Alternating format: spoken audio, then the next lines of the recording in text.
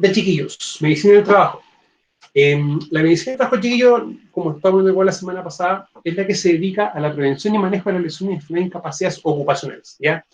No nos olvidemos que desde el ámbito legal chileno vamos a tener dos conceptos principales. Uno, que es el de accidente del trabajo, y otro, el de enfermedad profesional, ¿ya? El accidente del trabajo, recuerden que tenemos fatal y grave, el de trayecto, y lo que no califica como los tres anteriores se va a tomar como un accidente del trabajo, ¿ya? Ahora, diferencia entre accidente y enfermedad, una, el tiempo, ya que el accidente es inmediato, y la enfermedad va a desarrollarse con un tiempo, ¿ya? El tiempo donde la persona está expuesta a la gente y empieza ya a manifestar un efecto, recordemos siempre que se va a considerar como el periodo de latencia, en el cual la persona desarrolla la enfermedad, pero empieza a desarrollar muy pocos efectos, hasta un punto en el que ya desarrolla la enfermedad concretamente. Ahora, no todos los agentes de interés higiénico son iguales, ¿ya? Por lo tanto, no todas las enfermedades profesionales van a ser iguales. Eso también hay que tenerlo claro, ¿ya? Ahora, hay un tema muy importante que uno empieza también cuando le toca tener que hacer una investigación producto de una enfermedad profesional, ¿ya? O una enfermedad de origen laboral, ya que es el famoso mecanismo de acción. ¿Y eso qué implica? Determinar bien si lo que nosotros, el efecto o la enfermedad que desarrolla la persona se condice con lo que está expuesto. ¿Ya? O sea, si tengo hipoacusia en una persona, yo tengo que comprobar que mis niveles de ruido sean los adecuados o correspondan a que la persona presente una lesión. Ahora, por ejemplo, si tengo una persona que tiene silicosis, pero en mi empresa no tengo al agente de riesgo, eso yo cuando lo verifico, cuando yo determino, mediante una investigación, mis elementos o el gema que se desarrolla para ese trabajo y para que pueda ocasionar una lesión, no tiene ese elemento o ese factor de riesgo. ¿Ya? Por eso es muy importante el poder hacer, en primera instancia, la verificación de los distintos elementos que tenemos en un trabajo. Y lo otro importante es también verificar e ir viendo el estado de salud de los trabajadores.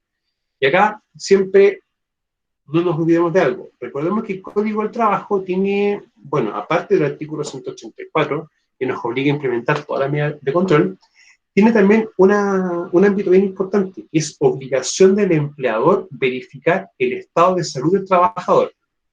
¿Ya? Y eso en un aspecto es un poco amplio, porque uno dice, ¿cómo lo hago? ¿Ya? En primera instancia, los exámenes médicos. Recuerden que antes de ingresar es el preocupacional, ¿ya?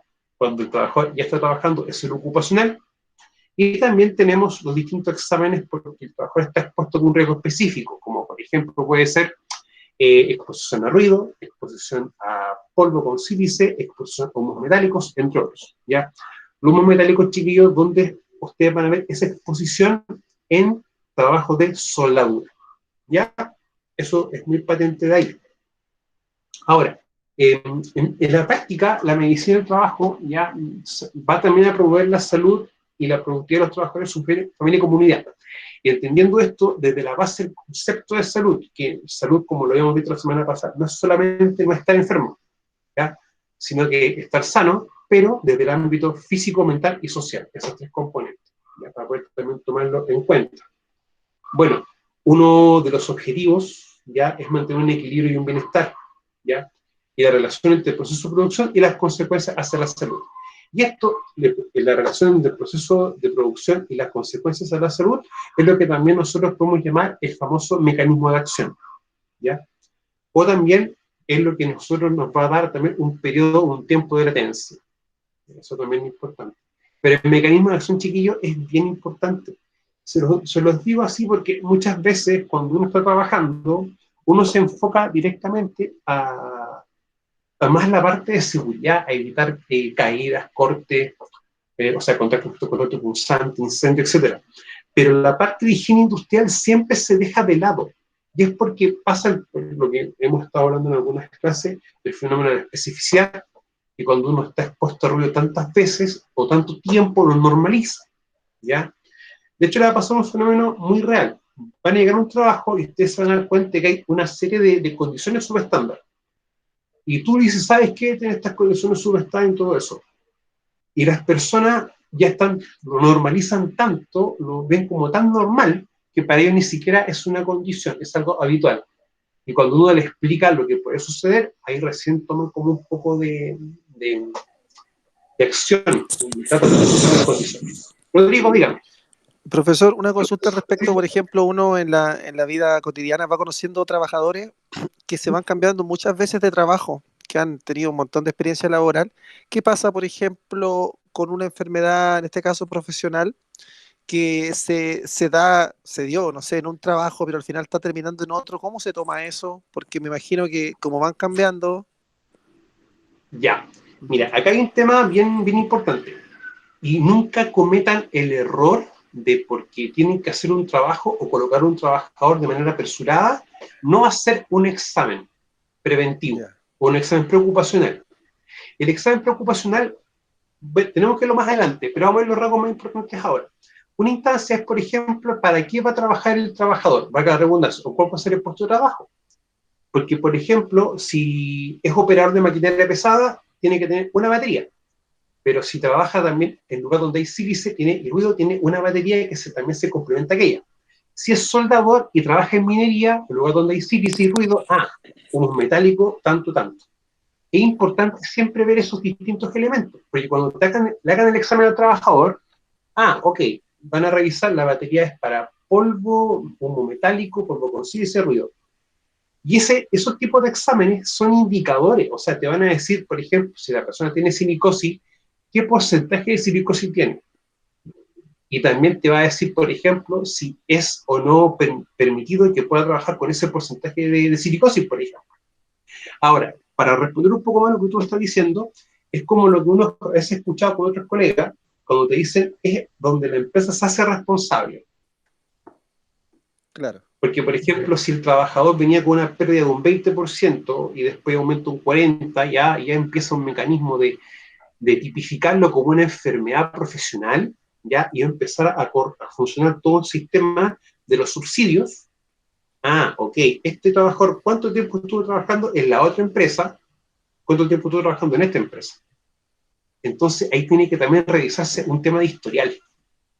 Ya, pero los exámenes, por ejemplo, nosotros nos podrían otorgar esa respuesta para saber de antemano cuál va a ser el porcentaje, por ejemplo, y después, en el fondo, lo que logro dilucidar de lo que dice usted sería ¿Mm? la responsabilidad como compartida. Exactamente. Ya, ¿Ya? Pero nunca, y quede grabado para que ustedes siempre no cometan el error de que porque los puedan presionar, porque hay un trabajador que se requiere urgente, no haga los exámenes y no haga las cosas como corresponde. ¿Ya? Porque esos chiquillos, en el fondo después, ¿qué puede pasar? Que el trabajador nunca se le ha hecho un examen y quizás nunca le han hecho un examen, aunque ya a esta altura del 2020 es complejo eso, y después le hacen un examen, resulta que tú tienes la gente y resulta que tú tienes que hacerte responsable de toda la enfermedad. Entonces, por eso es importante hacer tema seguimiento, ¿ya? Ahora, no es solamente con el objetivo de ver cuánto ha desarrollado la enfermedad en otra empresa, sino que también con un objetivo bien importante. Entender, por ejemplo, que si tengo una persona que presenta un grado de sordera, yo debo sacar del puesto de trabajo a un puesto, a una actividad que no sea un menoscabo para él, que le permita seguir trabajando. Recuerden que uno de los espíritus importantes de la ley de accidentes del trabajo en enfermedades profesionales es la rehabilitación y la reeducación. O sea, yo rehabilito a la persona, pero también la reeduco para que pueda estar ejerciendo un trabajo en otro puesto, siempre y cuando esto no es un menoscabo para él. ¿Ya? ¿Para qué? Para no, en el fondo, despedir a la persona. Ahora, esto es importante entenderlo porque de una forma u otra nosotros también verificamos de que la persona no va a seguir aumentando la enfermedad. ¿Ya? Y esto es como un tema, o sea, si una persona sigue expuesta a riesgo, como por ejemplo ruido, y la persona ya tiene una sordera, va a seguir aumentando su nivel de audición, en el fondo va a seguir disminuyendo y va aumentando la enfermedad. A ver, también tomando de esa perspectiva. Bueno, la salud ocupacional, chiquillo, en sí es un resultado de la medicina del trabajo, de la higiene industrial, de la psicología, de la medicina, entre otros. ¿Ya? Y entre varios o de distintas miradas se logran buscar soluciones aptas al trabajador. ¿Ya? Yo siempre me ha gustado mucho lo que corresponde a la ergonomía, ¿ya? Porque la ergonomía es una ciencia y también se puede definir como un arte, de hecho, y también la higiene industrial también se define como un arte, son las definiciones de libro a veces. Pero a mí me interesa mucho la economía porque en muchos aspectos logra producir adaptación al puesto de trabajo. O sea, si ustedes se dan cuenta, mi cabeza no está agacha, ¿no es cierto? Y mi espalda se mantiene recta, pero es porque tengo el computador y tengo la pantalla para poder trabajar de manera tal que no me obliga a tener que hacer ejercicios de este tipo, o agacharme, por ejemplo, o inclusive el mouse me obliga a tener mi brazo en posición natural. No es una pronación o prenación. Bueno, ahí tengo un video de concepto en sí, pero en el fondo no tengo un brazo doblado. Por eso me gusta mucho la ergonomía, porque nos logra adaptar y evitar que nosotros generemos más lesiones. Ahora, la salud ocupacional ya tiene un enfoque muy importante en prevención, ya el control de accidentes de trabajo profesionales y eliminación de factores de riesgo. Ahora, ojo, recordemos que nunca tenemos que hablar de una eliminación del factor de riesgo en un 100%. Si yo elimino eso, por lo tanto, muchas veces viene el peligro. Y ahí quizás no voy a poder hacer mi trabajo. ¿Ya? Eliminar es lo que uno tiende a hacer, pero uno siempre va a controlar. Ahora, una forma de eliminar, por ejemplo, es cambiando un proceso por otro o un insumo por otro, pero uno tiene que ir revisando si eso se puede hacer, ¿ya? Y eso ya viene un tema de un trabajo. Ahora, lo que es la salud ocupacional también se tiene que trabajar ya a nivel de un departamento de salud ocupacional. O sea, una cosa, por ejemplo, son los departamentos de prevención de riesgo. Bueno, el mismo decreto sumo 40 nos establece bajo qué parámetros o bajo qué condiciones nosotros debiésemos tener un departamento de prevención de riesgos. El mismo decreto de seguridad minera, el decreto 132, el ex 32, también nos define bajo qué parámetros tiene que haber un departamento de prevención de riesgos.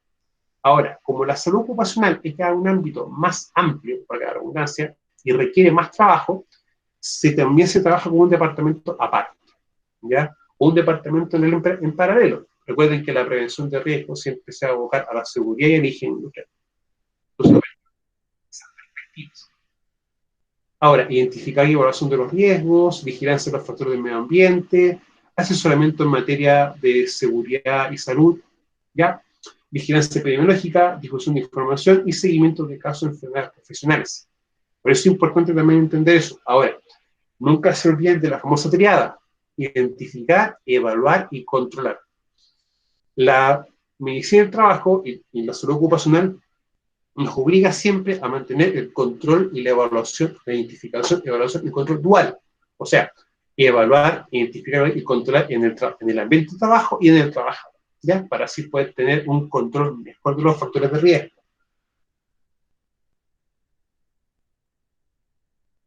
No olvidarnos del trabajo como una determinante social de la salud, ¿ya? O sea, son las condiciones sociales en que las personas viven y trabajan y que impactan sobre su salud, ¿ya? Y el contexto social y procesos mediante los cuales las condiciones sociales se traducen en consecuencias para la salud. O sea, en español, y para que ustedes también cuando empiecen a capacitar y explicar a los trabajadores, es que lo que ellos hagan durante su tiempo libre o durante su día a día de vida puede de una forma u otra afectar su desempeño laboral y viceversa, ¿ya? Cuando estamos viendo Prexor, que es el protocolo de expulsión ocupacional a ruido, uno de los efectos principales, o de los efectos bien a considerar de una persona cuando ella está desarrollando una sordera, es el ámbito psicológico, y también el ámbito social con su núcleo familiar, desde que la persona ya empieza a aislarse, porque se da cuenta que para que hablen con él tienen que gritar, ¿ya? Igual tienen que gritar de igual forma, entonces eso va produciendo procesos. Es igual importante poder también de una manera u otra controlarlo. Bueno, ¿qué determina la salud de las personas? Ya vamos a tener factores biológicos, factores ambientales, atención de salud y factores sociales. O sea, vamos a tener distintos factores, ¿ya? Ahora, hay veces que hay que darnos cuenta de que quizás un factor puede tener movilidades también. O sea, quizás puede tener un porcentaje mayor a otro. ¿Ya? A mí siempre me ha preocupado, desde el punto de vista ambiental, desde mi otra perspectiva de estudio y de trabajo, el factor ambiental. ¿Ya? Específicamente en las épocas de invierno, donde el factor ambiental produce un aumento en la generación de enfermedades, ya más específico de enfermedades de tipo respiratoria. sea, desde virus sincicial, ya, bueno, el SARS-CoV, y los enfisema, entre otros elementos, ya, pero siempre va a haber un factor directo de un factor ambiental en el desarrollo de una enfermedad, más específico en la enfermedad pulmonar, por ejemplo. Ahora, la atención de salud, ya que no todos tienen un acceso igualitario a la salud, ya, aunque, bueno, los indicadores de salud, y esto ha tenido una mejora ya en los años, o sea, desde presidencias antiguas hasta ahora ha habido una evolución en el contexto de lo que es la salud en Chile, ¿ya? O sea, antiguamente, por los años 60, la leche en los consultorios se utilizaba para marcar canchas de fútbol, ¿ya? Y evolucionó de una manera tal de que ahora los controles de niños sanos, control de maternidad, son obligatorios, ¿ya? Y te dan la leche y después van verificando el estado de salud de la madre y del niño para ver realmente si se está desarrollando una buena salud por ese ámbito, ¿ya? Y los factores sociales, que tienen una componente bastante importante, ¿ya? Bueno, los factores sociales, chiquillos, ¿en qué muchas se reditúan? Básicamente en lo que es alcohol, tabaquismo, ¿ya? Un porcentaje importante de lo que es droga, ¿ya? Entre otros elementos, ¿ya? Por eso es importante también entender de que el factor social, sí, de una forma u otra, va a ser una determinante importante para la salud de las personas. Y eso también hay que tomarlo bien en cuenta. Ahora, determinantes para la salud, vamos a tener, ¿cómo se llama?, impacto en la desigualdad en salud y bienestar, ¿ya? Determinantes intermedios de salud y determinantes estructurales de la desigualdad de salud. O sea, tenemos un contexto sociopolítico. O sea, todo lo que hace una institución pública, por ejemplo, va a tener o van a ser desde una política de Estado. ¿Ya? Ojo, política de Estado, no de gobierno. El Estado es lo que siempre permanece, pero el gobierno es lo que va cambiando, ¿ya? Y el gobierno tiene una función principal que es la administración del Estado, ¿ya? Para poder también tomarlo de esa perspectiva. Ahora, un gobierno, las políticas macroeconómicas, políticas sociales, políticas públicas, educación, salud, protección social, perdón, cultura y valores sociales, va también a generar un impacto, o también va a ver cómo están contextualizadas, cómo va a haber un impacto en la salud. Para la posición socioeconómica, la clase social, género y etnia, educación, ocupación e ingresos también van a ser elementos que van a ir interactuando, ¿ya? Todavía se sigue trabajando a nivel país, a nivel continente, a nivel de mundo, ¿ya? En igualar las condiciones, o sea, que hombres y mujeres sigan teniendo las mismas condiciones y el mismo acceso a las cosas, ¿ya? O sea, ojalá que cambie, siga cambiando, de que por ser hombre o ser mujer no tengas un trato distinto, sino que tengas tratos igualitarios y acceso a las condiciones de manera igualitaria. Gracias a eso cambiando. Eso es bastante importante. ¿Ya? O sea, no es solamente, yo como digo, no es solamente un día al año, sino que el trabajo que tiene que hacerse por esto tiene que ser todos los días. Y eso bien, habla muy bien de cuando uno lo logra interiorizar así. Ahora, circunstancias materiales, factores biológicos, factores psicosociales, ¿ya? El tema de cohesión social, y esto también va a tener un tema de lo que corresponde al sistema de salud. O sea, hay factores psicosociales, por ejemplo, y factores conductuales que hace, por ejemplo, que puede estar pasando ahora, que también ayuda a explicar un poco quizás el aumento de casos, ¿ya? Quizás puede haber un tema de despreocupación, la gente piensa que con la vacuna ya uno puede estar normal actuando o irse moviéndose. Lamentablemente no es así. O sea, hay todo un periodo de tiempo que vamos a tener que seguir con las medidas restrictivas. Ahora, algunas determinantes sociales de la salud en trabajo son, por ejemplo, condiciones de precariedad de empleo, fomento de acción de emprendimiento, acceso a capacitación y educación continua, cobertura previsional, mecanismo de protección social, la generación de ingresos a nivel de salario y legislación y práctica de salud y seguridad en el trabajo. Hay un fenómeno muchas veces que a nosotros nos va a costar poder manejar. Es que muchas veces un trabajador quizás tiene una necesidad económica mayor y no solamente está en un trabajo, sino que va a tener 2 o más trabajos, ¿ya? Pasa mucho, por ejemplo, con las personas que hacen trabajo en metamecánica, o por ejemplo lo que hacen soldadura, que por lo general, además de su trabajo, van haciendo ciertos pueblitos, ciertas actividades durante los fines de semana o fuera de su horario de trabajo, ¿ya? Y eso muchas veces gatilla en que la persona va a estar mucho más expuesto a riesgo sin que nosotros podamos darle un real control.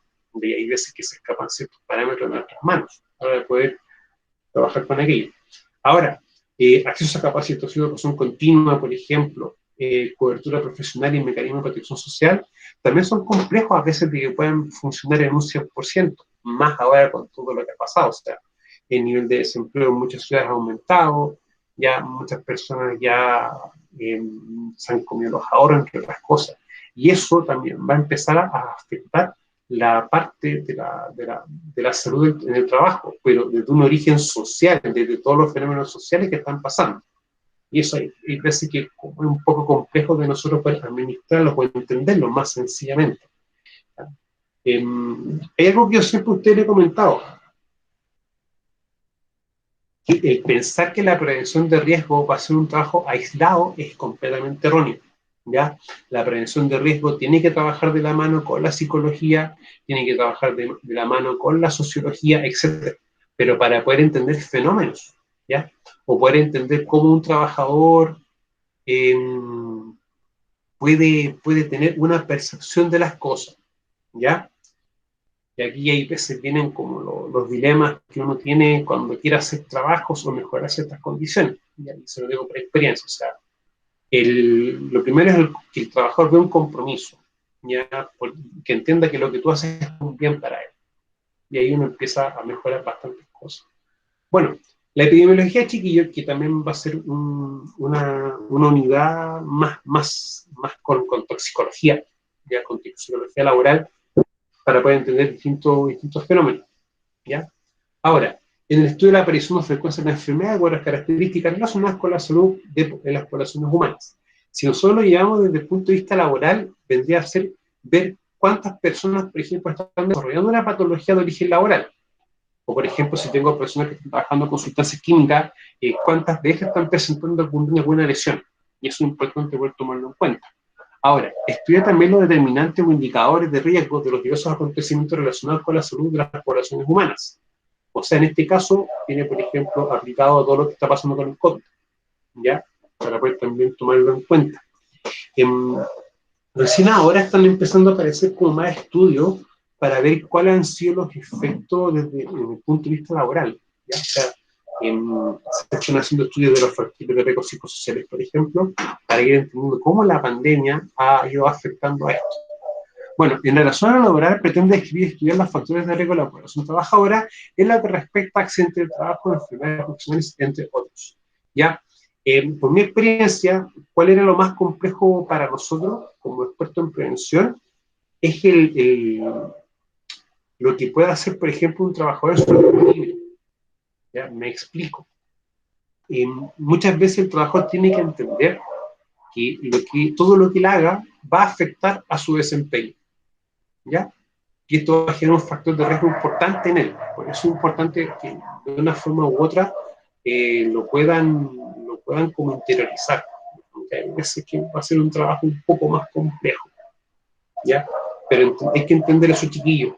Ahora, los factores de riesgo también, no solamente un tema conductor de lo que se hace en el tiempo libre, sino que el tema importante es la condición de salud o la presencia de enfermedades de base, asma bronquial, temas con el colesterol, temas con el azúcar en la sangre, entre otros, ¿ya? Y que eso va de una forma u otra a afectar a las personas, ¿ya? Nunca se olviden de que cuando un trabajador tiene o se realiza un examen preocupacional o ocupacional, ¿ya? Y el médico tratante le indica algo, o sea, por ejemplo, le pueden decir, puede ser una frase, por favor, presentar o realizar visita a médico tratante por patología tanto. Entonces, en ese aspecto uno que puede solicitar el certificado médico de que la persona ya se está atendiendo quizás por algo que se pesquisó, se encontró en uno de los exámenes. Eso también hay que tenerlo bien importante. Ahora, yo siempre recomiendo tener carpetas por trabajador. O sea, no solamente tener lo básico, que es el contrato de trabajo, la entrega de elementos de protección personal, la entrega de reglamento interno y las distintas capacitaciones de lo que es prevención de riesgo, lo que es origen industrial. sino que también tener, por ejemplo, el listado de capacitaciones que este pueda tener, ya el listado, por ejemplo, con los distintos exámenes, entre otras cosas, ya para ir manteniendo toda la información del trabajador. Ahora, esto es importante, es obvio que es importante. ¿Por qué razón motivo? A la hora de que ocurra una enfermedad profesional o un accidente de trabajo, uno tiene que tener también los respaldos de toda la actividad que el trabajador y que uno como empresa ha desarrollado con él en todo lo que es prevención de riesgo. Ahora, cuando uno lo aplica en la salud de los trabajadores, existe un subregistro, es una notificación tanto de accidente de trabajo como enfermedades profesionales. Como ustedes estén trabajando, chiquillos, ¿hay alguna consulta, chiquillos? ¿No? ¿No? No, profe. Ay, ya. Es que no se me ven, lo que pasa es que cuando comparto pantalla, se me ven solamente 9 caras de ustedes. Entonces ahí, son un micrófono, puede ser pregunta. Ya. Cuando uno está trabajando, chiquillos, siempre a uno le va a llegar una notificación en el caso de que, por ejemplo, se realice un ingreso de un trabajador al sistema mutual, ya sea por un accidente de trabajo o por un, o por ejemplo, algún accidente de trayecto, una enfermedad profesional. Y siempre llega una notificación. Ahora, la notificación a nosotros nos puede dar una alerta, ¿ya? O sea, en el sentido de que tenemos que ver qué sucede, ya quizás también poder solicitar la documentación respectiva para poder presentarla, de que muchas veces se puede hacer un ingreso provisorio y se da un tiempo para apoyar la documentación respectiva. Y también empezar a ver las distintas investigaciones que se tengan que hacer, ¿ya? O sea, muchas veces les puede pasar, por ejemplo, que ustedes estén trabajando en una empresa y la empresa tenga una sucursal, ¿ya? Y ahí como vamos a tener que empezar a ver qué sucede con respecto a aquello. Derma, dígame, ¿tiene alguna pregunta usted? Yo, profesor, Dígame, Natalia. disculpe, cuando un trabajador tiene un accidente en otro trabajo, ¿le afectaría después al encontrar un nuevo trabajo a una nueva empresa? O sea, yo lo vería básicamente por la consecuencia que va a tener producto del accidente. Ya, ahora, cuando ocurre un accidente en el trabajo, eso queda en un registro, pero no queda en un registro de acceso público. O sea, yo empresa no puedo solicitar a otra autoridad, por ejemplo, oye, ¿sabes qué? Necesito los datos de este trabajador en específico. No tengo cómo hacer eso. Entonces, desde un punto de vista, no debiese ser una traba o un problema para poder encontrar trabajo. O sea, desde esa perspectiva, como se lo estoy planteando, no. Ahora, no sé si eso responde a tu pregunta, Natalia. Sí, eso sí responde a mi pregunta, profe. Muchas gracias. Entonces, mire, cuando, por ejemplo, yo, empresa, puedo, por ejemplo, o me van a pedir mi estadística. Una cosa es la estadística que tengo yo como empresa, ¿ya? ¿Cuándo va a ser ese caso? Muchas veces una empresa quiere contratar un servicio y para eso va a pedir, por ejemplo, que postulen distintas empresas. Entonces, ¿cuándo va a pasar eso? Cuando, por ejemplo, dentro de los documentos que te solicitan para poder postular, te pidan un certificado de afiliación a la mutualidad y también un certificado de la estadística que tú tienes. Que van a ser en el fondo de la enfermedad profesional, accidente de trabajo, en esos dos ámbitos. Recuerden que tenemos el índice de frecuencia, el índice de gravedad y siniestralidad. Rodrigo, dígame. Sí, profesor, pero respecto a lo mismo, esa estadística que hizo usted, obviamente que va a ser genérica, ¿cierto? Nunca va a ser específica. Genérica y general. Ya. Y general. ¿Ya? Es que mira, básicamente muchas empresas lo utilizan como criterio, porque por ejemplo puedes tener tus dos empresas que postulan, tienen lo mismo, ya están quizás dentro de un valor económico, pero tú cómo las diferencias. ¿Ya? Eso es un aspecto. Y otro aspecto también es, por ejemplo, para poder verificar bien cómo si esta empresa en realidad tiene los pagos respectivos y todo eso. Ahora, eso es el ámbito de subcontratación, ¿ya? Miren, más adelante, cuando tengamos en taller 3, aunque no es propiamente tal definido como una medida de control administrativa, Si gustan, puedo explicarles bien concisamente cómo funciona el régimen de subcontratación, ¿ya? A la hora, por ejemplo, de verificar ciertos temas monetarios. Ya, profe. ¿Ya? Sí, sería bueno. Porque la ley de subcontratación, chiquillo, para que ustedes vean bien, es una ley que nació porque, por ejemplo, en algunas empresas se contrataba gente y después se despedía y esta gente cae en la pampa, quedaba sin nada. Entonces, será la ley de subcontratación que ya cuando una empresa está por quebrar, pero está trabajando bajo régimen de subcontratación, entre otros elementos, los trabajadores no quedan desamparados. Entonces hay concepto de boletas de garantía y todo un tema, ¿ya? Pero eso, chiquillos, lo vamos a conversar en taller 3 cuando estemos viendo las medidas de tipo administrativa, ¿ya? Porque es bien sencillo, no les va a costar, lo van a entender muy sencillamente, ¿ya? Rodrigo, ¿tiene usted alguna otra consulta? No, profe, no. Ya, muchas Tiene el gracias. micrófono abierto.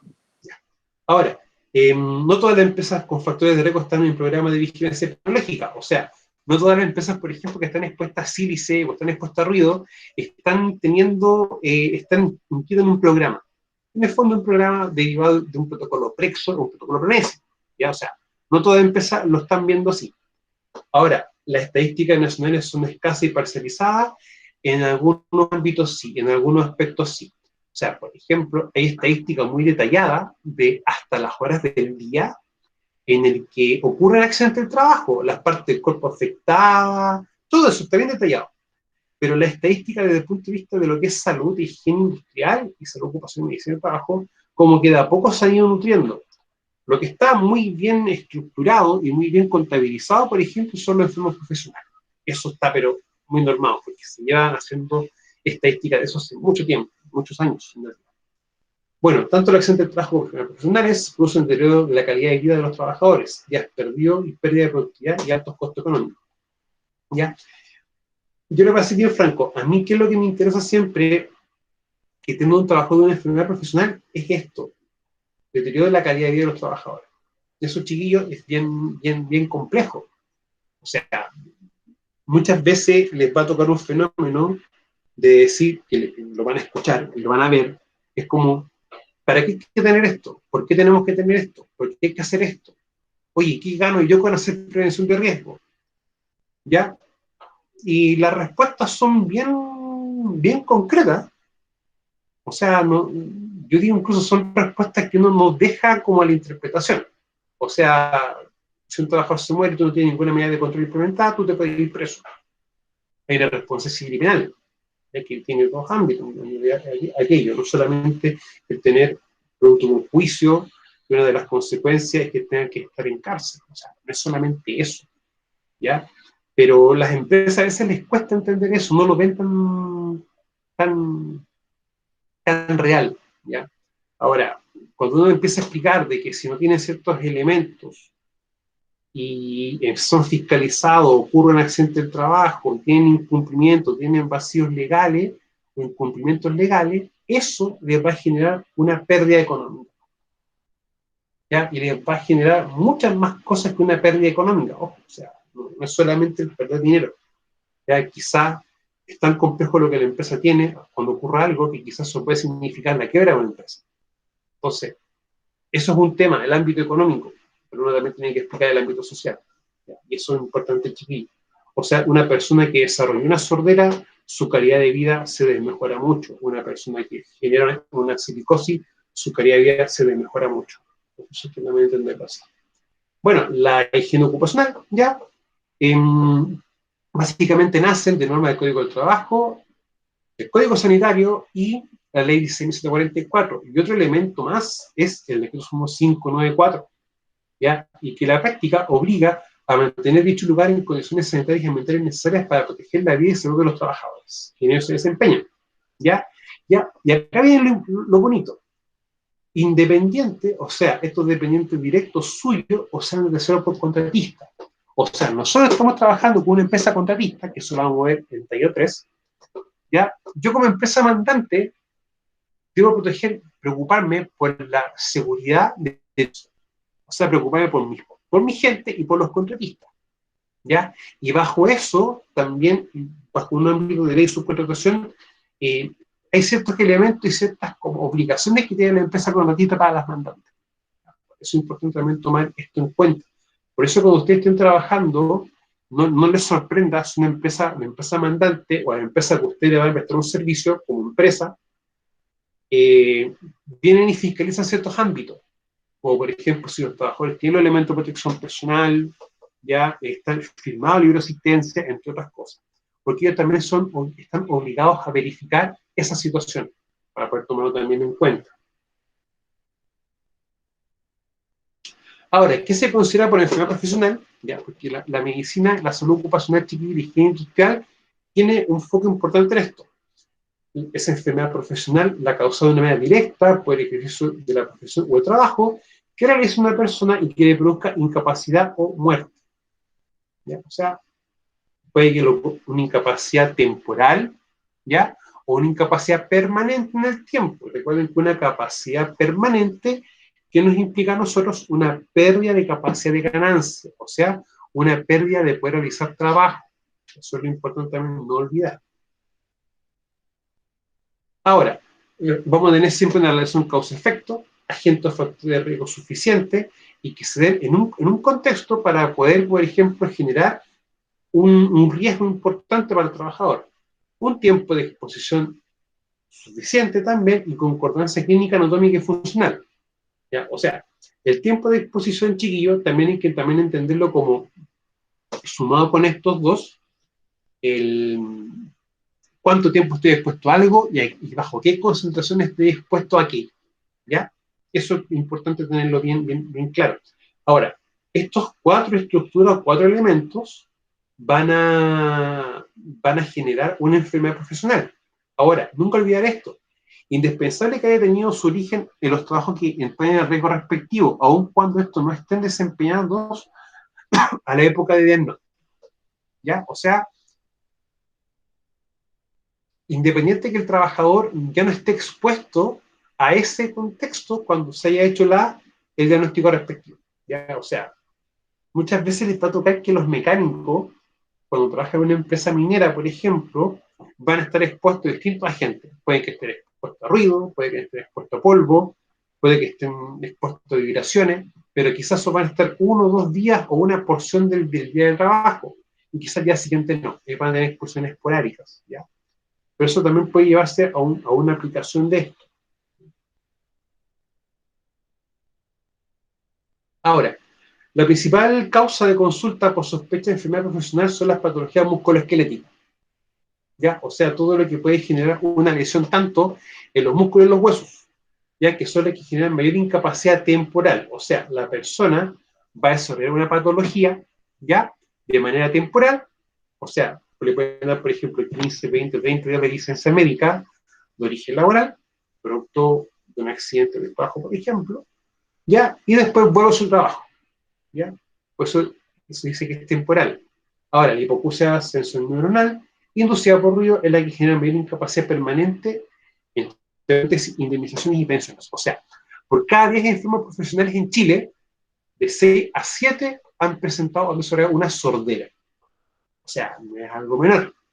Es como que uno de 10 enfermos profesionales y más de la mitad tiene una hipoacusia. O sea, eso ya genera un tema chiquillo, no menor.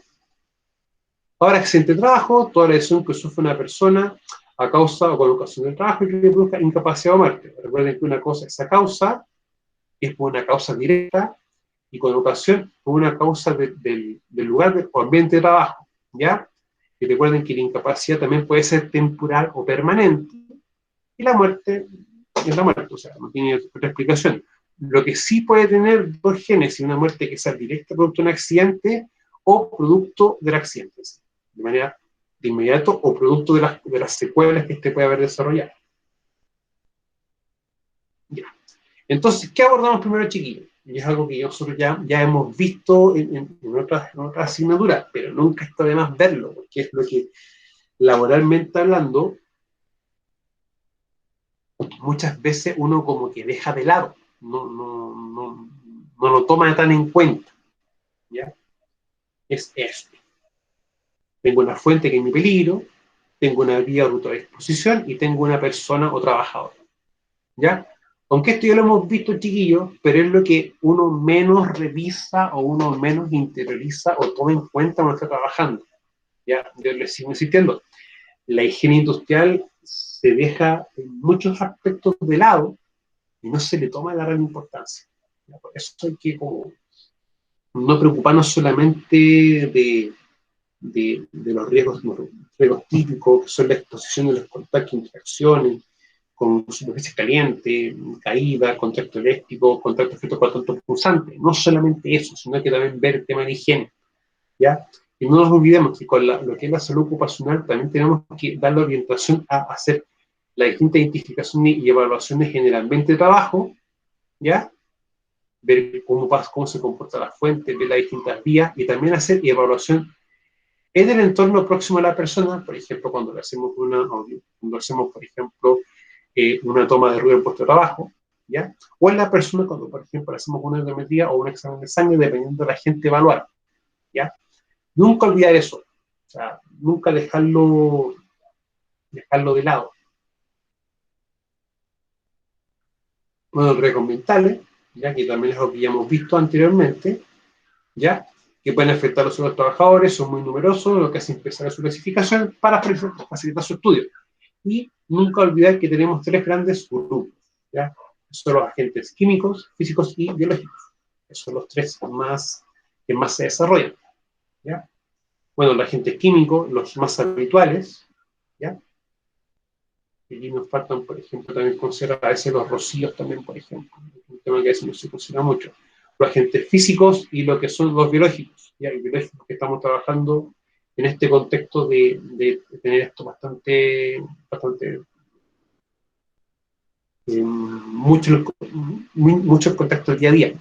Ahora, nunca se olviden, chiquillos, que cuando uno trabaja con un agente biológico, tenemos la probabilidad y consecuencia. La consecuencia, uno sabe que es enfermarse, y la enfermarse puede implicar, si no se controla bien algo, una consecuencia mayor. Pero la probabilidad viene también asociado mucho a la exposición. O sea, ¿qué tan expuesto estoy yo a ciertas condiciones y situaciones? ¿Ya? Por lo tanto, muchas veces cuando hablan de la exposición, lo que uno tiene que entender es que esta sea la mínima posible. Chiquillos?